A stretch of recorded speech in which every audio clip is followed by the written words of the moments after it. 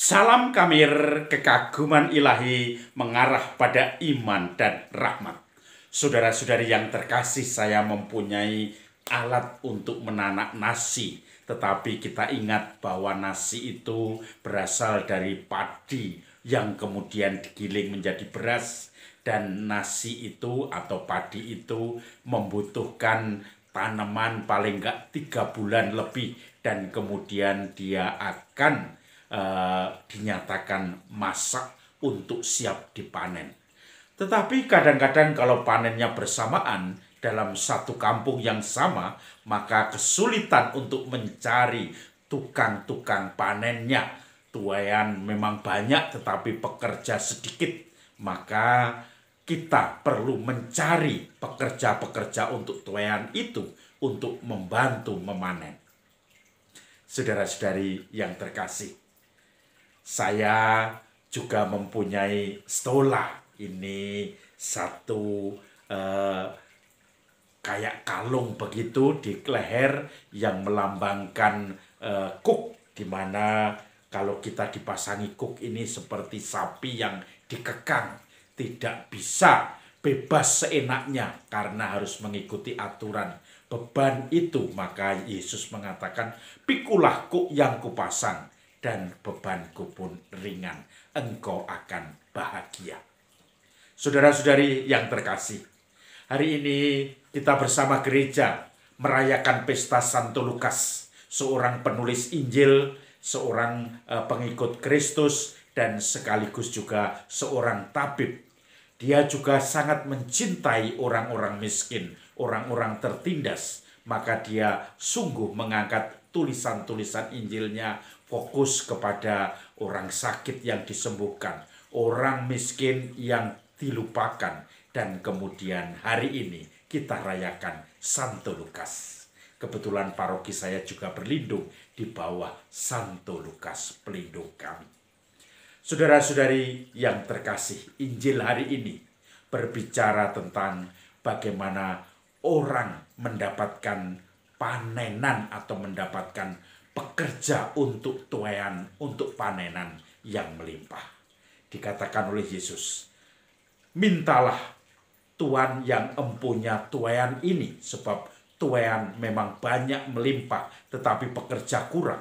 Maka mintalah Tuhan dari tuaian ini atau dari pohon-pohon ini, agar dia mengirim pekerja-pekerja untuk tuaian ini sehingga bisa memanen dan kemudian semuanya menjadikan siap untuk panen tepat waktunya."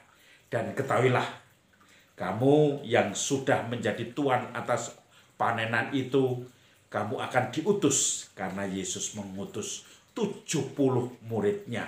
Kemudian Yesus mengatakan, "Jangan membawa tongkat bekal, jangan memberi salam di jalan, andalkanlah Tuhan. Kalau kamu ketemu orang, berikan salam kepada orang itu.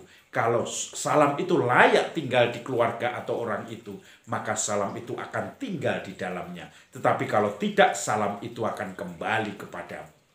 Tinggallah, makan minumlah di rumah itu sampai kamu pindah ke tempat lain. Juga kalau kamu masuk kota dan diterima, makan minumlah di situ. Dan jangan lupa, katakanlah, kerajaan Allah sudah dekat. Sembuhkanlah orang sakit." Saudara-saudari yang terkasih, tuan atas panenan itu tidak mempunyai tenaga yang cukup, maka perlu mencari, perlu kita mengingatkan, maka perlu kita memohon supaya diberi pekerja atas tuaian itu, supaya dipanggil orang-orang yang melayani gereja, melayani umat Allah ini dengan sepenuh hati, dengan kegembiraan. Walaupun pekerja-pekerja itu penuh dengan kelemahan, tetapi kita doakan supaya diberi rahmat dan kekuatan Tuhan. Karena kami imam-imam itu juga sangat lemah dan gampang tergoda. Semoga diberi kekuatan. Dan pengiriman Tuhan atas tuaian itu, ngirim tenaga atau pekerjanya itu biasanya unik dan unik sekali bagi saya. Ada satu teman saya yang menjadi imam. Itu pengalamannya sangat menakjubkan.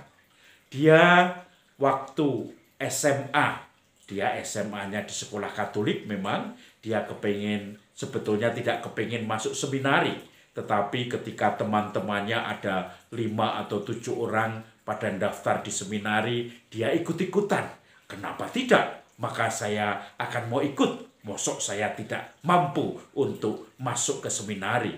Maka dia pun ikut persiapan-persiapan mendaftar ke seminari, karena biasanya tes untuk seminari itu lebih jauh sebelum ketika nanti ada tes-tes masuk perguruan tinggi. Maka teman saya itu juga minta uang kepada orang tuanya untuk mendaftar di perguruan tinggi, baik swasta maupun negeri.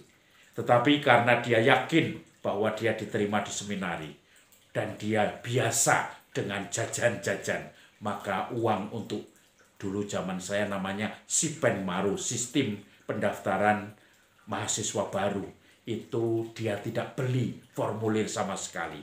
Uangnya habis untuk jajan, untuk nonton film, dan juga bahkan swasta pun tidak dia daftar.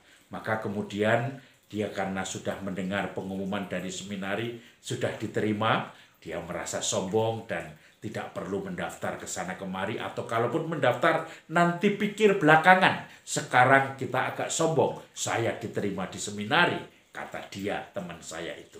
Maka kemudian ketika dia bertemu dengan kerabatnya ini cukup terpelajar, dia tanya, "Sekarang kamu mendaftar di mana untuk kuliah?" Saya mengatakan, "Masih pikir-pikir." Orang itu mengatakan menurut katanya dia. Tetapi ternyata dia menjawab, "Loh, ini kan sudah tutup. Untuk tes-tes universitas negeri dan swasta semua sudah tutup." Lalu kemudian teman saya tadi yang menjawab mengatakan bahwa nanti pikir-pikir, mulai kaget. "Oh, sudah tutup semua. Jalan untuk kuliah sudah buntu. Saya harus masuk ke seminari."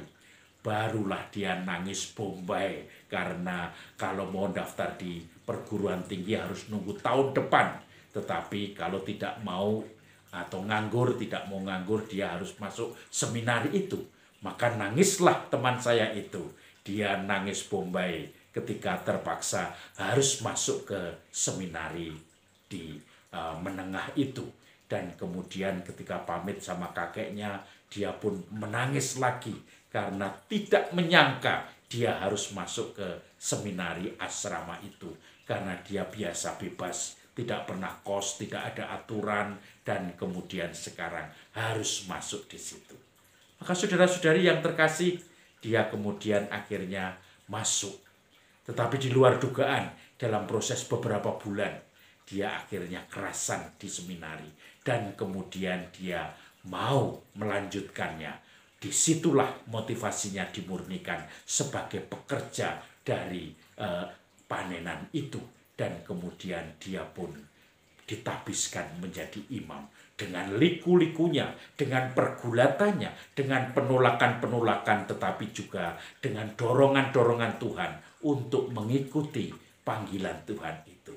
Masih jatuh bangun juga, walaupun sudah bertahun-tahun, bahkan puluhan tahun, ada mungkin 20 lebih, dia masih juga kadang mempertanyakan.